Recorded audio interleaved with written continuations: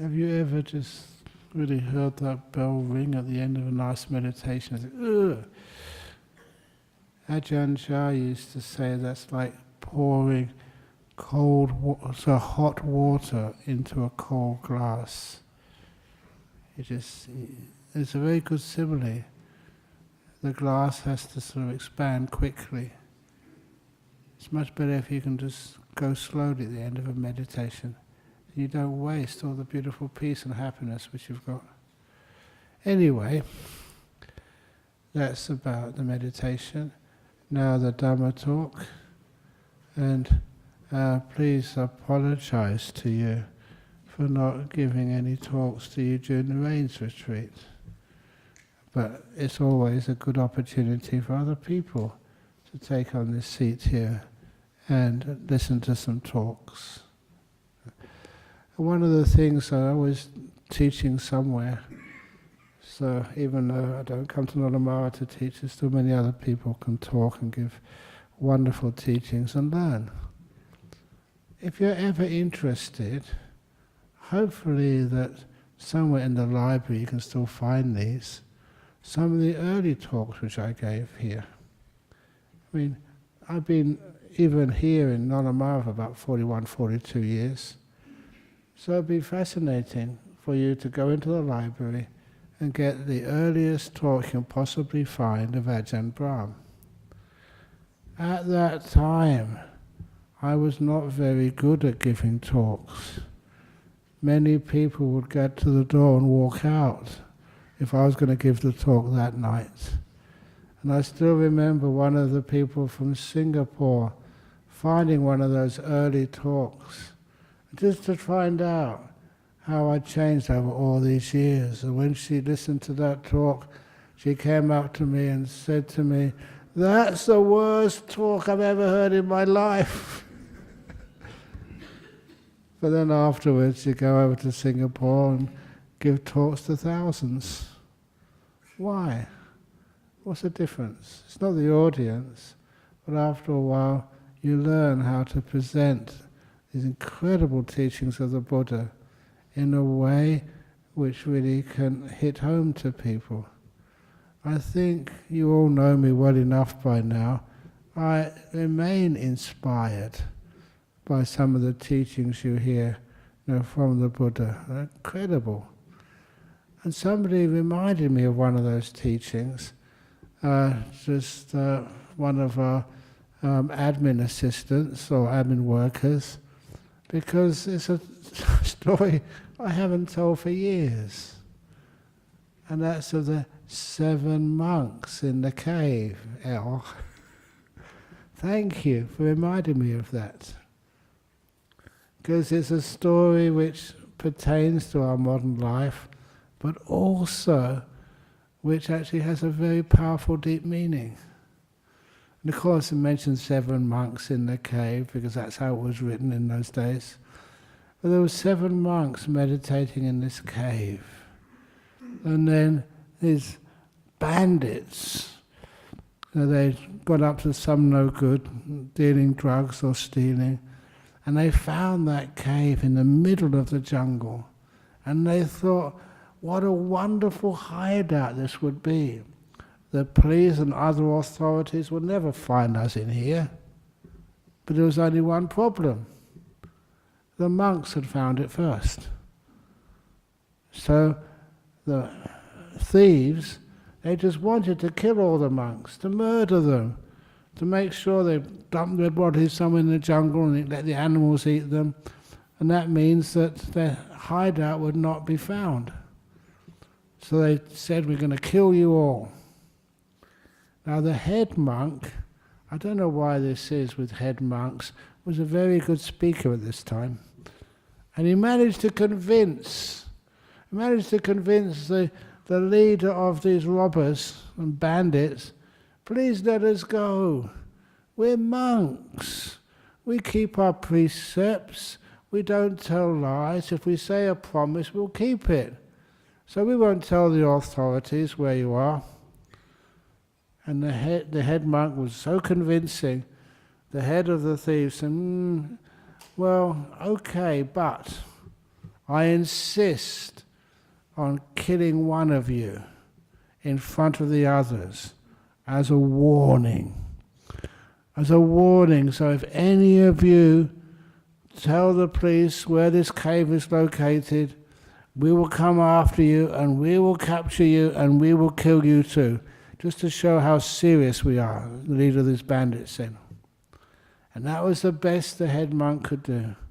So this head monk had this terrible choice to make. Who would be killed, sacrificed, so the rest of the monks could go free?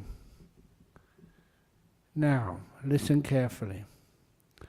In that cave, 7 monks. The first was the head monk. The second monk was his brother. They became a monk together, loved each other. But even the third monk was his best friend. Didn't know who the head monk loved more, his best friend or his brother. And the fourth monk was his enemy. You know, even though they lived together, they just could not get on. That even happens at Bodhinyana Monastery, doesn't it? Really good monks. Sometimes they don't find it easy to get on together. That's why you're doing well, just living alone in over just 2 nuns. That's plenty for the time being. We got about how many have we got? 31 now over Bodhinyana, something like that. Anyway, lots. So the fourth monk was the enemy. They just could not get on together. The fifth monk was a very old monk. I mean, really old. So old he could probably die at any day. That's how old he was. And the next monk, number 6, was a very sick monk. You know, sometimes you don't know who's going to die first, the people who are old or the people who are really sick. So the number 6 monk was a sick monk. Yeah, that makes sense. The sick. And the last monk, the 7th monk in this cave, was what we call the useless monk. This monk could not give a talk. When he started meditating, he was the first one who would start snoring. Even just cleaning up something or washing the dishes, he'd always drop the dish and break it. And he's always doing that. He was hopeless. He was a useless monk. Now remember what the core of this story is. The head monk had to make a decision. This was serious, real. Which one would die so the other monks would live? And he had this choice. Which monk do you think he chose? If you read the story, please be quiet. Spoil my fun. Was it his enemy, so he could have a bit of peace in his monastery? Kill him? Actually, he didn't need to do the killing, just tell the leader of the thugs, okay, choose him. Or was it just the old monk? The old monk was going to die soon anyway. Didn't really matter. Probably he thought even putting him out of his misery. Have you ever felt like that? Putting someone out of their misery? You don't put them out of their misery, just ask them. Have you ever had a mosquito on you and said, I'm going to put the mosquito out of its misery? Don't. Ask the mosquito first. Are you miserable, sucking my blood? If you could speak mosquito language, the mosquito would say, no, I'm enjoying myself. If you want to swat it, it's putting it out of your own misery, not mine. What about the sick monk? You know, who knows when they're going to die? So, would you kill the sick monk? What about, last of all, the useless monk? Always causing problems for everybody else. If you're running a monastery, I attend it, if you had all those nuns there, which one would you like? It's tempting, isn't it? Or you're running a little company or family. So, who would you like to send to the bandits? So the head monk, thinking and thinking, and he had to come up with a choice. So he went up to the... Well, first of all, let's make a... This is a democracy. So how many of you would sacrifice your brother? Put your hand up. No? Your best friend? He would understand. No? How many of you would sacrifice your enemy? Just imagine, no longer there to cause you any trouble anymore. How many of you would sacrifice him? Okay. How many of you, let's cut to the chase. How many of you would sacrifice yourself? Put your hand up. You should never put your hand up when I ask a question. That's the wrong answer. That's the wrong answer. No, he didn't sacrifice himself. So what about the sick monk? Put him out of his painful sickness. He's going to die anyway. Oh, come on, Drew, you've heard this before. What about the useless monk? Haven't you ever said to someone useless in your company, why did you drop dead? That's the wrong answer too, of course. If you've read the story before, and it's in the book, Opening the Door of Your Heart. I had to find that for the other day. And it's in the book, Opening the Door of Your Heart, the story called Opening the Door of Your Heart. It's in that one. Maybe you should have given it another title, but that's good enough. So what did he do? The head monk went up to the leader of the bandits and said, I can't decide. There's no way I can decide. My love, compassion for my brother is exactly the same, not a smidgen more or less than my love to my best friend, or my love to my enemy, or my love to the old monk, the sick monk, or the dear old useless monk. It's exactly the same, not a smidgen more, a smidgen less. My love to myself. I just love each one of those 7 absolutely equally. So much so, I can't decide. That's actually profound. And when the leader of those bandits heard that and heard it explained, it was a sincere answer, not just made up. And he was so impressed that he decided not to kill any of those monks at all. And he himself and half the other monks decided to become monks themselves. And the others decided to go back to their villages and homes and get a proper job. But never do killing anymore.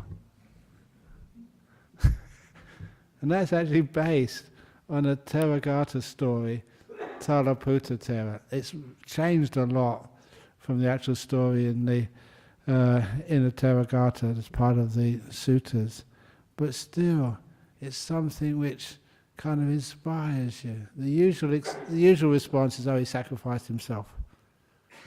That shows you don't love yourself as much as you love others.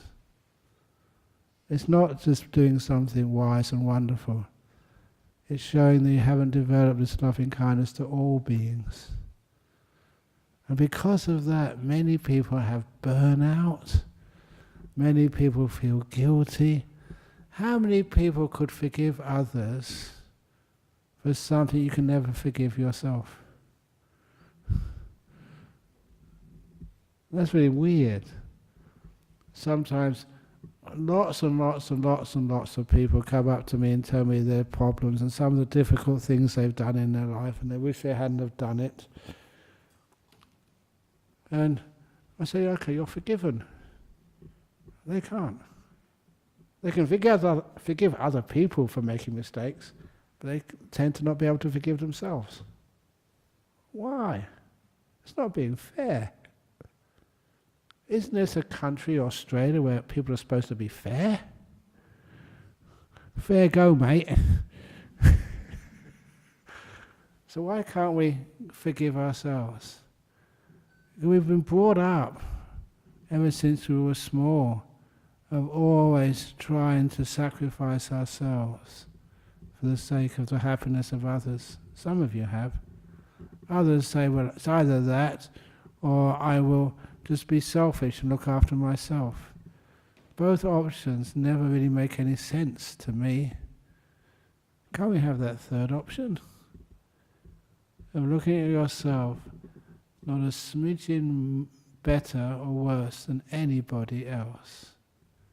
You count too, 100%. When we think like that, it's easy to forgive.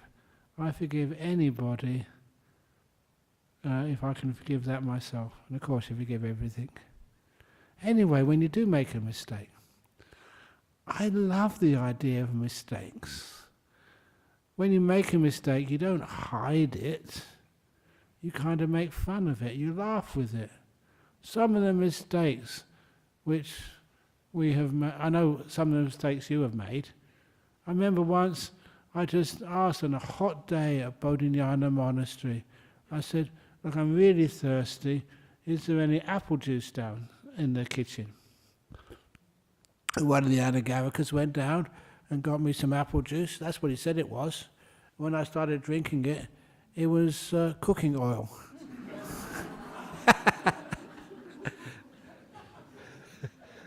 It looks the same. How much fun did I get out of that? It tasted disgusting. But the fun I've had telling that story has been amazing. This is one of the things about being a monk, sometimes you don't know what you're eating. And that time when, in the bowl, when you put it in the bowl, there was some spaghetti and it's a hot day, strawberry ice cream. And I separate them when I put them in my own bowl. Then you usually give them to somebody to take upstairs for you. I don't know how they did this, but when I opened the lid afterwards, the spaghetti was right on top of this.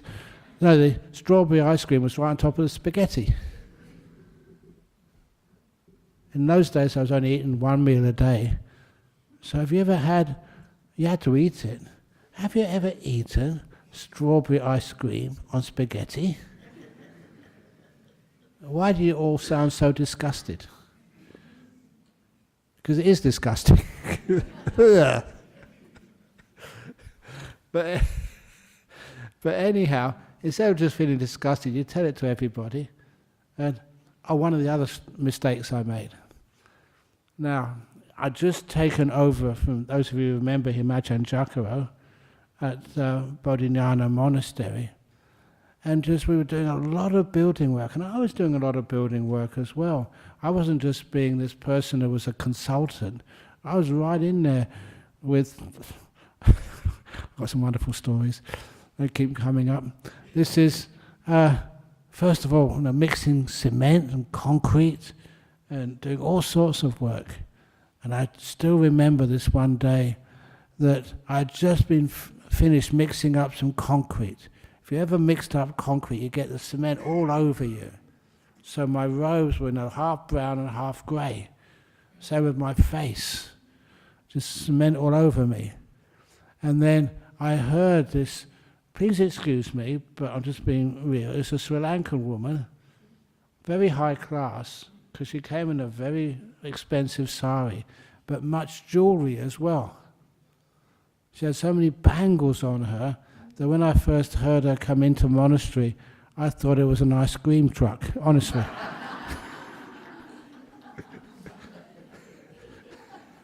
Dingle, dingle, dingle. I was disappointed, but I went up and said hello. And I could see by the expression on her face, I was so unkempt with cement all over me. And she said, I'm looking for AjahnBrahm. And I thought quickly, and I told her, if you go down to they call it a dana sala, our eating hall, he'd probably be down in about 15 minutes. Oh, thank you. And I quickly went to my hut, had a shower, got changed, tidied myself up and went down there. And then, oh, you're AjahnBrahm, I can recognize you. And she said, you've got a lovely monastery, but if you don't mind me criticizing one thing, I met one of your junior monks earlier, and he really looked a mess. You should never allow monks to dress like that. And I replied, honestly, I'll talk to him later, ma'am. That's not lying, I do talk to myself. But one of the other times, that wasn't really making a mistake, that was just nature, just having some fun. One of the mistakes I did make, which was very embarrassing, that was when I was just taken over and I was walking through the forest of Bodhinyana Monastery, and I found some idiot monk had left, I don't mind saying that, it was an idiotic thing to do, had left a hammer out in the forest and it was going rusty. And okay, we do get so much generosity from you, but that doesn't mean that we can just disregard looking after all the wonderful things which you give to us. Some of you are really wealthy, most of you aren't. Most of you struggle to get by, and I imagine some person had gone to the hardware shop, seen how much building we were doing, and brought a hammer to give to us, to help us. That could have been somebody even on the dole or something who just saved up to be able to buy something useful so we can build our huts and houses for ourselves. And someone had just left it out and not taking it in. And I thought, that's not on.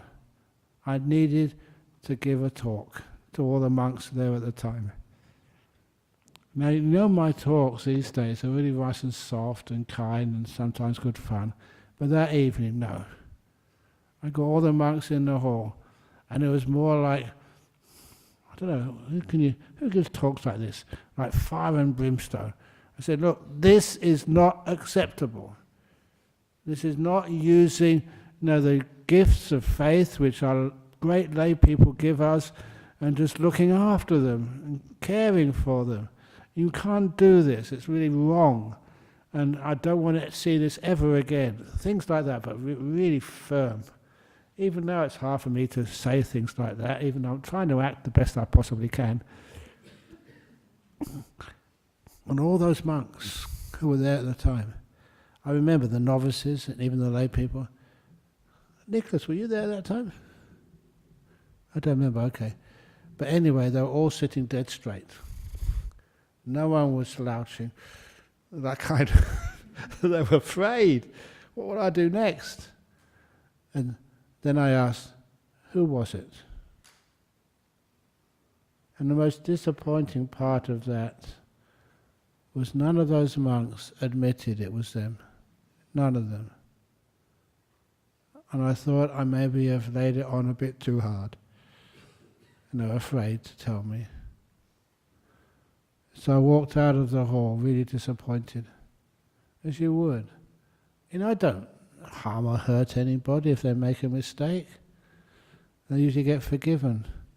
With the, the 30 strokes of the cat. You all know that story, I hope. This Anagarika was staying there and he broke his precepts. He made himself a sandwich in the evening. In the evening. You're supposed to not eat in the afternoon or night time. And he said he couldn't sleep after that. He ate the sandwich and then he said, I can't sleep. But I still want to be a monk one day. I said, what should I do? And I told him, look, you can eat all these other things you can eat as a monk or a nun in the evening. The cheese and the chocolates, and don't ask me why, but you can. And I remember even in some monasteries, they made this ice cream out of coffee mate. I don't know how they did that, probably killed you, but they said it tasted nice. But it's all these loopholes, you might call them. I said, if you really are that hungry, get yourself an apple juice or some orange juice or something. Eat some honey, that's allowable in the evening. And he said, yeah, okay. I said, you can also eat more at lunchtime.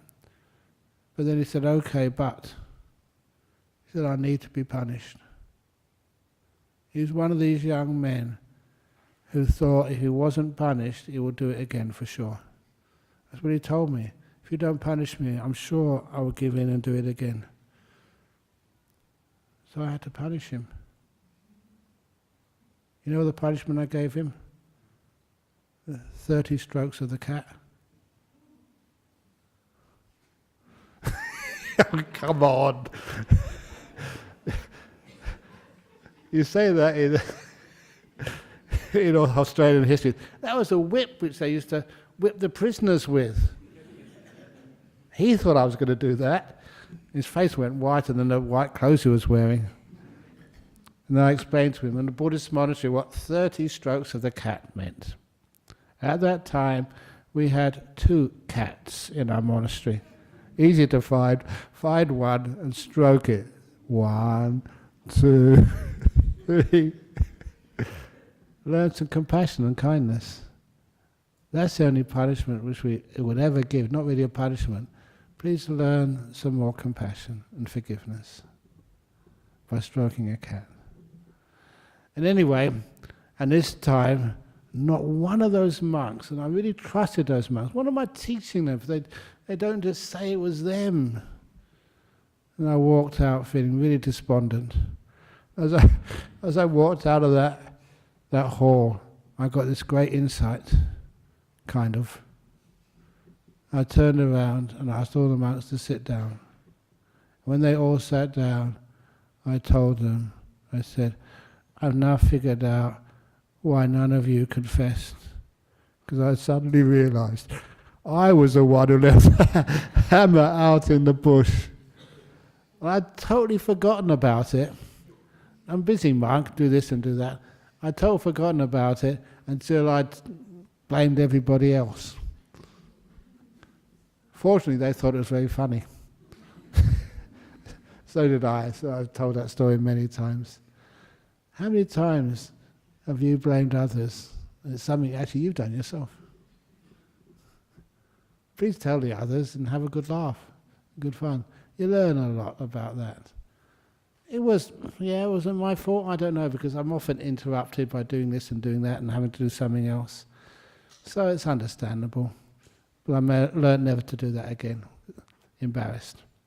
So that's the thing when you make mistakes. Just confess it, let somebody know. You learn so much and other people learn so much. You can forgive yourself and other people can forgive you.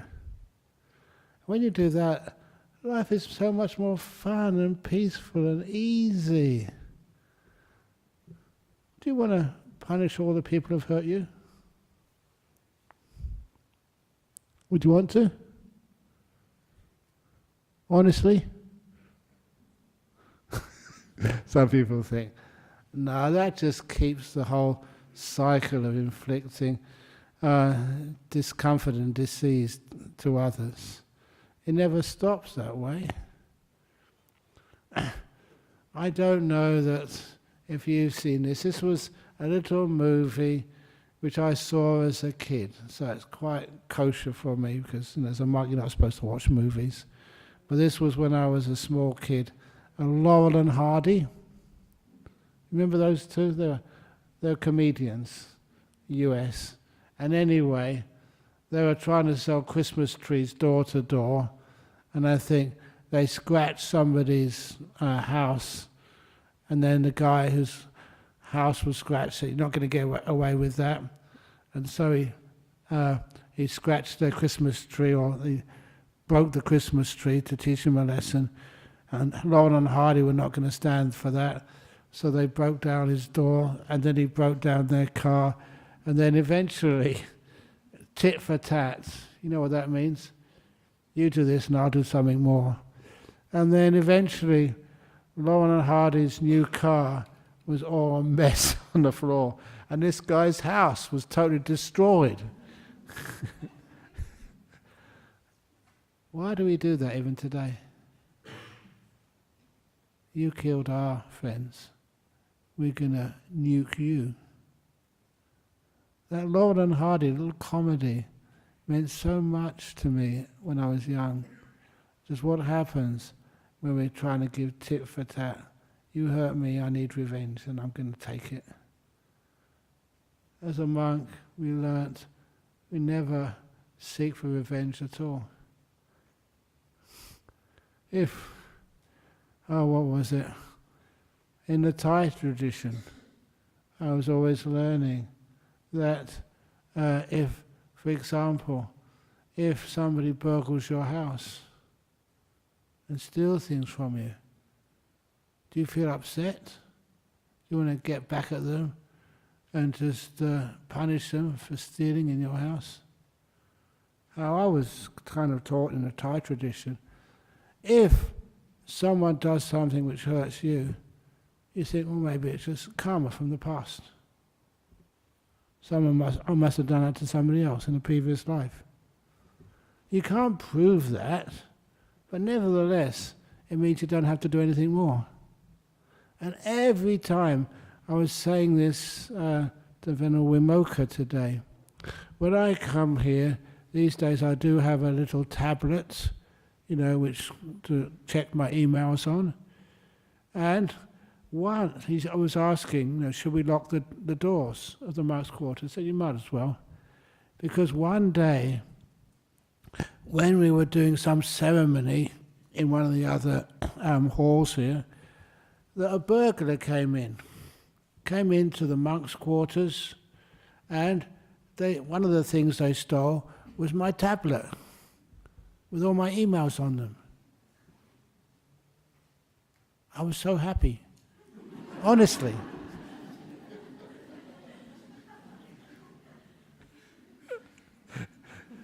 You always find some excuse to be happy. Why not? And so it was an old tablet, and I thought, wow, this is really good. I can get a new one now, with all the old emails deleted. But then somebody very kindly was looking around, and they got over the back fence, and they dropped my tablet before they climbed over the fence. They found it. I was so disappointed. I remember that. All the other time I can't, and you'll get into trouble for saying this, but I'm just being honest with you. When our workshop, or toolshed, whatever you call it, in Bodhinyana Monastery, a burglar came and stole all these expensive chainsaws and generators and drills, lots of them. And as soon as we found out they'd been in our workshop and all this really expensive equipment, then first of all, actually I think, for those of you around at the time, I actually did say that please, burglars can steal our tools and steal anything, but please don't allow burglars to steal your peace and forgiveness.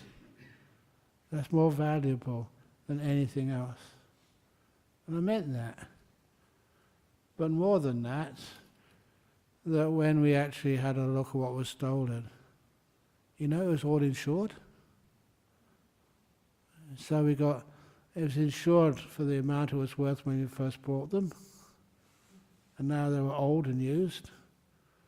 So we could manage to get new ones, much better quality ones. And I think we still had a bit of a profit at the end.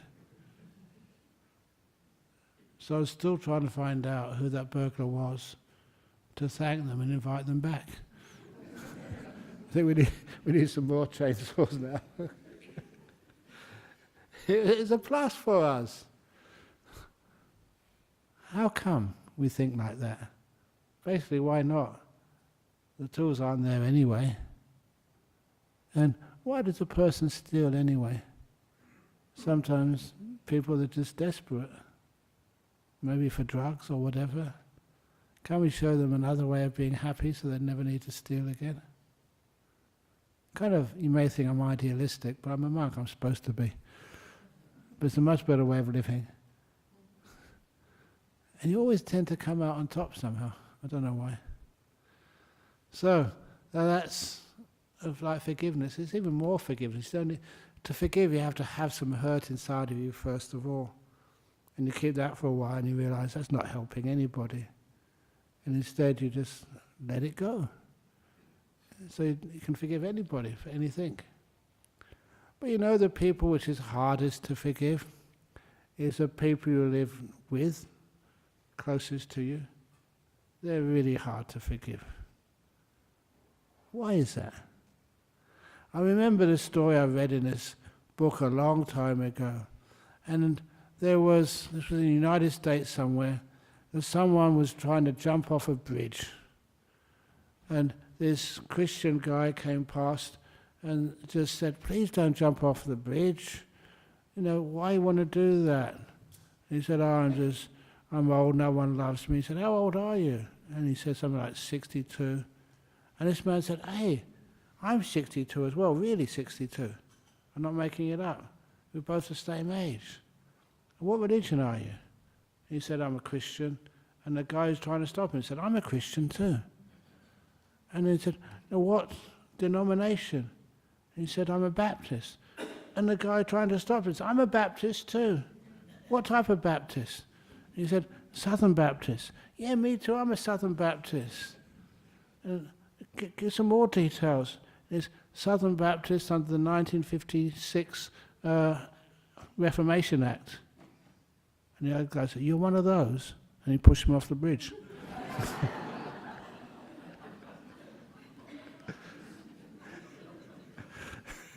Why did you laugh? It's only a story, but the closer you are, when you differ slightly, that's what you get unforgiving. If you said, "I'm a Buddhist and I'm a sort of a non-believer or something," you just give up. You don't worry. When you're really close together, that's where most of the anger or distaste comes from. What type of Buddhist are you?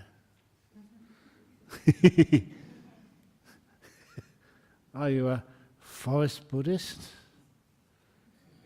Are you a... I'm not going to go there. I'll get in trouble. This is recorded and put online. I'm going to be in big trouble. But there's also the idea of like revenge. Someone's hurt me. How do you deal with that? They have hurt you. Why? Number one is because you've been vulnerable in that area. It's a weak spot in your understanding of what this world is all about. People will always find some way to try and tease you or try and spoil your day. For a long time I was always told, look, don't allow other people to spoil your day. If someone criticizes you, there's always some wise way you can respond. And I remember just in those days when I used to get in a bus to go places. I remember just getting in a bus to go to our Magnolia Street temple some years ago. And someone looked at me and said, "Baldy." And I responded, "Get your hair cut." In other words, someone will tell me something stupid and I'll tell someone stupid back. A stupid comment deserves a stupid answer. That's why even that time in Colombo, when somebody asked me, question time, in this big hall, at BMICH, how many was that, 5,000 or 3,000? Forget in the Q&A time. Anyway, on that time, it was Venerable Dhammaloka, a really good monk. He was translating the questions from Sinhala into English. And he said, there are some monks over in Sri Lanka who claim they have proof that the Buddha was born in Sri Lanka. AjahnBrahm, what do you think? Without any hesitation, I replied, look, everybody knows that the Buddha was born in Australia.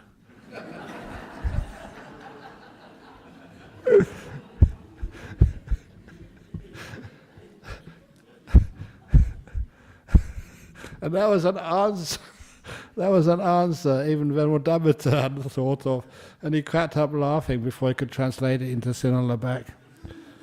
And then I added, a stupid question deserves a stupid answer. And that's how you can have fun without allowing people to upset you or allow other people to demean you. If somebody calls you a dog, what should you do? woof woof, woof, woof woof. Or this, okay, I don't know when I told this story, it's in one of the books I'm sure. When somebody, at the time when I first was a monk over in the northeast of Thailand, that was in 1974 I think, there was just the end of the Vietnam War. They still had a US Army base outside of Ubon. It's now the Ubon Regional Airport, and it had an air base there. And one of the soldiers was going from the base into town. And he was on one of these cycle rickshaws. He was this big guy, this big Afro-American, huge. And the rickshaw driver was passing by his friends who were relaxing on a roadside bar, getting drunk. And because they were losing their mindfulness, they looked at the black African soldier and said, "Where are you taking that dog to?" They were calling the soldier a dog. But it was in Laotian, the local dialect. So the soldier didn't understand. He was just looking around, admiring the scenery, enjoying himself. So when the driver saw that, he decided to take the opportunity to actually dig in the disrespect even further. He said, "Look how dirty he is. I'm taking him into the middle of town, throwing him in the river for a deserved good wash." And all laughed, ha ha ha ha ha ha ha. That was almost illegal. And it was the big guy. He could waste them all in just a few minutes. You know what the soldier did? When they got into the middle of the town, he didn't call a lawyer, he's much smarter than that.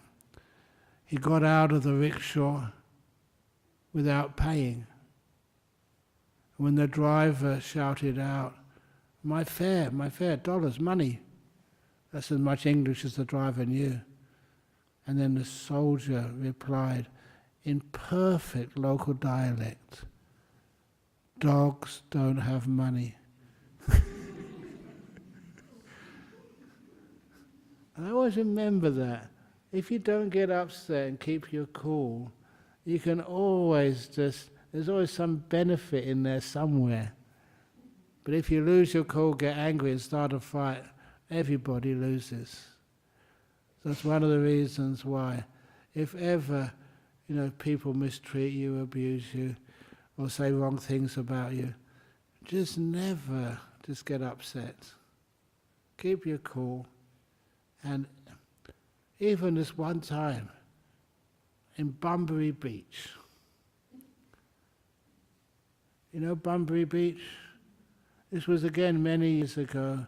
Do you also remember the time when this Indian guru, Bhagawan Sri Rajneesh, was around?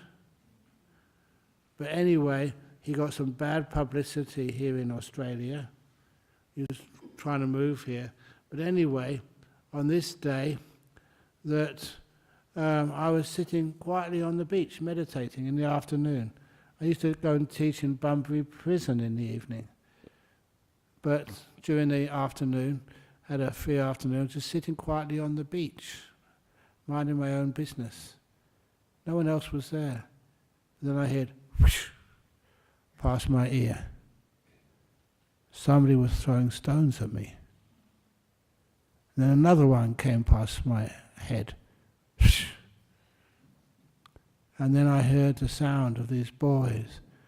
"Get off our beach, Rajneeshi," saying to me. Because I had a bald head, a brown robe, and they thought that I was a Rajneesh follower. And then another one came past my head. It's very good, they were not very good shots, but I knew I was a mathematician before, theoretical physics. I knew just by probability that soon one would hit my head. So I got up, not to run away. I turned around. I don't know how I could do this, really stupid monk. stood up and started walking towards them. You know, that's not what they expected.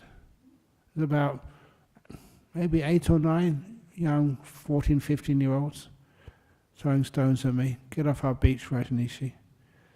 And I just walked towards them.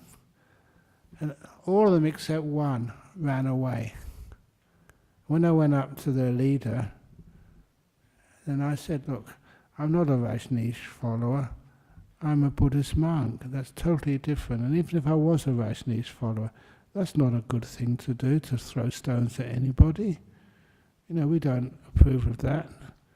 And I explained who I was, and then all the other kids came back as well. And they were listening to me, the first Buddhist monk they'd seen. And they were really impressed. Just that, number one, I wasn't afraid, and could walk straight towards them, and had a nice Dhamma talk with them. That was really cool. So a lot of times you're never sort of upset or afraid. You always forgive. And that gives you the opportunity. People respect you. And I can't resist this last little story. That's also one of the reasons why I don't care, you know, what people say about me. But I love going on the public transport wherever I am, so people can actually see you and they can talk to you. So this was the time in UK, you know, in the underground. I was going on the underground from one place to another. I don't know if you were there at this particular time, on many of them, but the time when somebody came and sat next to me, and the first thing they said was, "Are you a Buddhist monk?" I said, "Yes, I'm a Buddhist monk." And they said, "A real one?" I remember that. "Yeah, a real one." And they said, "We're always interested in Buddhism." So they asked some questions about, you know, what is Buddhism all about? And you could actually tell, you know, just the usual what you can read in a book or see online. But I wanted to make it much more comfortable and inviting than that. So I told her about, I'd just done a retreat here in Jhana Grove, and there was this one guy, I know he was an Italian meditator, and he had these weird experiences when he was meditating. One day he was meditating and got very peaceful and still, and he imagined that he was a piece of spaghetti. It's weird. And he said it's not the first time he's had these weird visions in meditation. Another time he was a piece of macaroni. He's Italian. So, and then he asked me, "What does this mean?" And it didn't take me long to figure it out. I was telling this lady in the underground train, and I said that he was recollecting his past lives.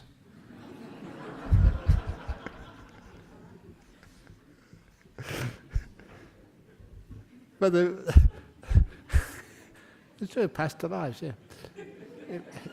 Italian. But the best part about that, if you've ever travelled in the London Underground, no one ever looks at you, number one. But they were all listening, because I knew they were listening, because afterwards I looked up and the people were looking up from their mobile phones or their newspapers, and they were looking at me. Half were laughing, the other half were groaning. But the whole underground train got a lesson in Buddhism. Yes. So anyway, so we never take offence at anything. We always make sure we make use of it for happiness and well-being. And that's what Buddhism is all about. A bit more, but that's enough for now. If I tell you all the secrets of Buddhism, you won't come next week. So what do you say at the end of a talk? Sadhu. Sadhu. No, not good enough. I've been away too long. Sadhu. Sadhu. Sadhu. Excellent. Now questions. Got any questions from overseas? Or from in here? Hi, it's Eddie. Oh, I missed all your questions.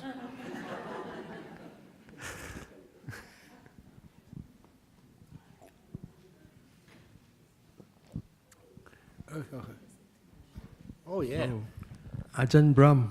Welcome back, AjahnBrahm. Thank you. Yeah. AjahnBrahm, you brought up a very important thing, in your talk this evening. I did. Yeah. You talked about the story of the 7 monks. Oh, yes. The chief monk and the robbers. Yeah. Yeah. Don't you think the chief monk, he used equanimity, in solving his problem, Equanimity is the highest of the 7 factors of enlightenment. There's Bhujangas and the highest jhana too. Don't you think he brought up equanimity to solve his problem? Equanimity, but also equality as well. Hmm?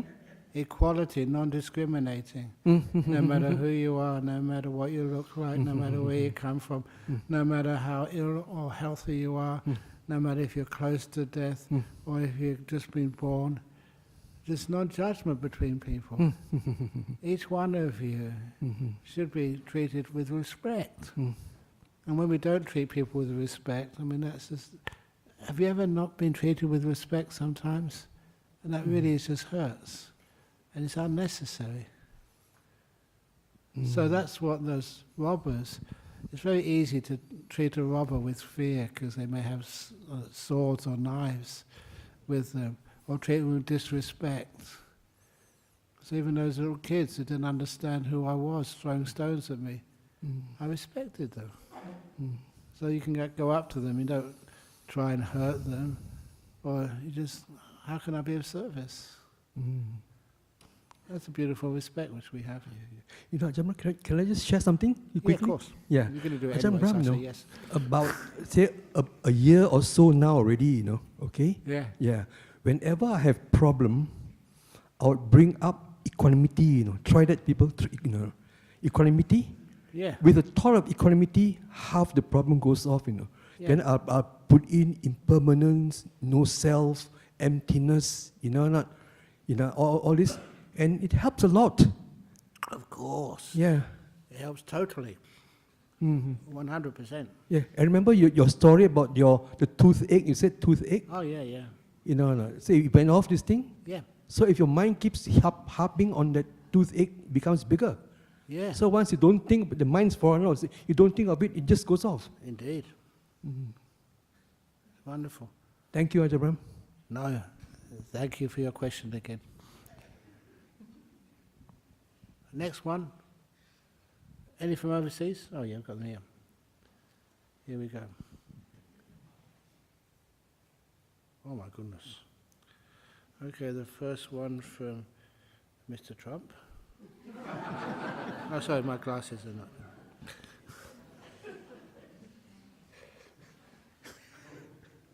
I will get into trouble.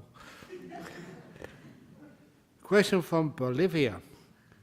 I had a few very relaxing meditations by remembering something you said, Ajahn, that we practice the path because we've got no option. Could you elaborate on this, please? Yeah, when you see how beautiful something is, and it's just free, you just can't resist it. That's actually what happens in meditation.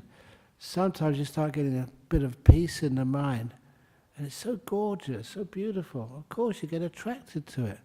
And this is what the Buddha said, you leap onto it. It's like you can't resist it, and you just jump right into it. You have no real option. And it's also another way of looking at it. It's because if you've been listening to me or one of the other monks or nuns long enough, you've been brainwashed. You will become enlightened.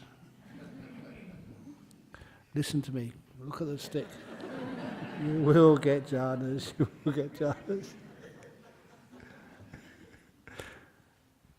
And that's not a joke. The brainwashing, who influences you and why they can influence you. I haven't seen adverts on TV for a while, but I remember when I used to watch the TV, the adverts on TV were ridiculously stupid. The more ridiculous they were, the more you got sucked into them. and you did what they asked you to do. Whenever you had like a car or a motorbike, as a guy, you'd always see a beautiful girl on the back. When I did get myself a motorbike, that wasn't one of those extras which was supplied by the manufacturer. So much stuff you believed. There's something washes whiter than white. Or this particular type of, I don't know what you might call it, like rice is more delicious than anything else. Total go my young. I was about to say bullshit, but I never did. Oh, I did now.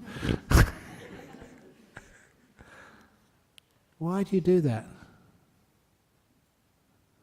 I remember I was visiting New Zealand, beautiful country, and I remember seeing this, it was like a magazine about one of the most beautiful places south of Nelson in the South Island. Wonderful mountains and greenery and lakes and rivers and waterfalls. But the photos never showed the sandflies.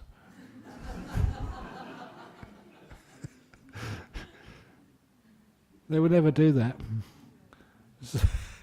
So sometimes you get brainwashed into thinking it's a wonderful place. It is a nice place. But anyway, a lot of time it's my job to brainwash you. And I do that with the best intentions at all, of kindness. Question, this is great. I was getting nimittas in my meditation throughout the last week. However, I have been dealing with grief. How to cope, dear Ajahn? My goodness. I don't know if it's the same time. Usually, like, grief is a negative way of looking at loss. Why? Sometimes a person who's died might have been actually quite at peace with their death. I say this, I love my mother very much, all the nice things which she did. I send her crazy sometimes, and I regret that a lot. But when she did die, she had Alzheimer's. And when I did hear, because she was over in the UK, and when I heard from my brother that she had a fall and passed away, I was happy. Because for me, I thought she was like being in a prison. She's in a locked ward, because she would just go out walking. She was very strong. Wherever she would walk, sometimes she'd get lost. Someone had to bring her home. Now she was free. She'd get reborn. She's a good woman. And so she'd have a wonderful life in the next life. I never felt sad. I could always see the positive in anything. When my father died, I was only 16. And I was thought of him as like a great concert. Thank you for being my dad for 16 years. It would have been wonderful. You wouldn't believe it to my dad that I was a religious leader and giving talks to thousands of people. You think that was a crazy option.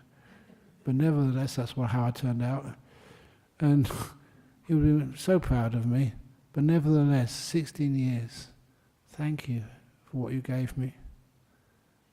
And I've never cried for my father's death or my mother's death. I remember just really bursting out in tears one of the first times I left Dhammaloka Bodhinyana. I was going to see my family in UK for the first time in years. And I really burst out crying in Perth airport. I hit my toe and it really hurt.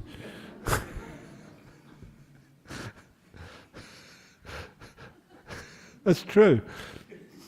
Anyway, I also cry out of inspiration. That's a really lovely way to cry. Every time one of the Buddha statues, which I don't know why, I just love it. It's just the one over in Sanat, Bodh Gaya. No, sorry, not Bodh Gaya. Sanat outside of Benares. And first, I always wanted to see it, like on a kind of a wish list. When I finally got there, in the Indian museums, they didn't have any signs or any guards. You had to find it for yourself. It was the end of a corridor. And as soon as I saw it, I just burst out crying. Couldn't stop myself. It was gorgeous, beautiful. Don't know why, but I always let things be. If you want to cry, cry. And the next time I went there with a lot of disciples, and I warned them. I said, you know, this is very emotional for me, that this Buddha statue is so beautiful. And then I had some tissues in my pocket, and I was prepared, so I was mindful and restrained. And as soon as I turned around the corner, it's so gorgeous. It really inspired me. And the last time I went there, I was prepared, and I said, look, if I start crying, I can't help myself, sorry. And when I turned the corner, no tears. They were renovating. And then a big tarpaulin over the Buddha statue. Was any of you there that time? Dennis, were you there? Yeah. The big tarpaulin over the Buddha statue. And I thought, oh no, come all this way. One of the highlights I was waiting for. And then eventually there's a worker there. And he looked at me. I couldn't speak any local dialect of Hindi or whatever it was. And he couldn't speak any English, but he took one look at me and he took the tarpaulin off. I always remember that. Anyway, I'm losing the point here. Question from Poland. Successful people say to plan your goals. I tried that but ended up frustrated. Yeah, I can understand that. I don't plan my goals. Now I practice meditation and love peace but still feel ambitious. Can I combine these things? It depends what you're ambitious for. What do you want in life? Isn't it peace and contentment the best? But take peace to its really deep level. Be ambitious to how much you can let go of, how much you can lose. Be the biggest loser. That's my ambition. So it's okay to be ambitious, but ambitious for the right things. So I don't feel ambitious anymore. Question. Sometimes when I meditate, I feel like my body is vibrating, and I have an out-of-body experience. Is this state before nimitta? It's not before nimitta. It's going in a different direction to the nimittas. You can have out-of-the-body experiences, but honestly, what do you get out of it? You just go here and go there. The one person I kind of admire for having out-of-the-body experiences, he told me his story. He was a prisoner in Karnak prison farm when I saw him. But he said that he was Serbian, no, Yugoslavian. It was before the Yugoslav got split up into different nations. And he said he was having an operation sort of in a hospital as a kid. He remembers sort of as he was having an operation and all opened up, he left his body. His first time he had an out-of-body experience. And even though he was a kid, he knew the doctors were looking at the wrong place. And he just thought, doctor, please look at this place where the real problem was. And immediately, the doctor turned around and actually saw where the problem was. And so could fix the problem. And that's how he survived. But he said ever since that time, he always had the ability to leave his body. So being in Karnak prison farm, he said he didn't mind being in Karnak prison farm. Whenever he wanted to go and watch a football match, this is what he said, I'm not making this up. He said he just went. If you wanted to see a movie, didn't have to pay any tickets, he just went into a trance and left and went to see the latest movie. So I thought, if you're a prisoner and can leave your body, that's pretty cool. Okay, that's the last question. So thank you for staying for the questions. Anyone want to say anything about that before we go? No? Good, great. See you later. I did give you an opportunity. Okay, so let's pay respect to the Buddha, Dhamma and Sangha. I don't change.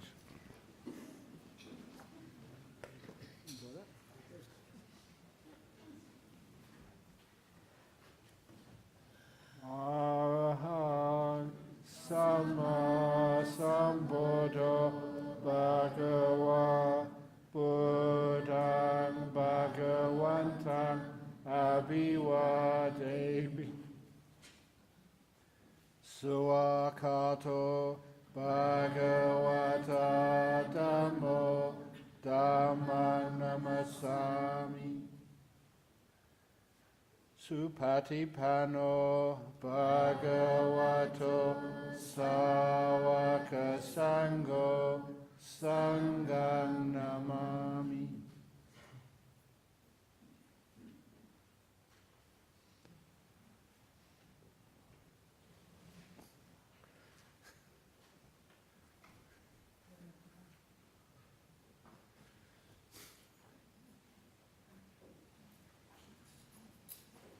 There you go.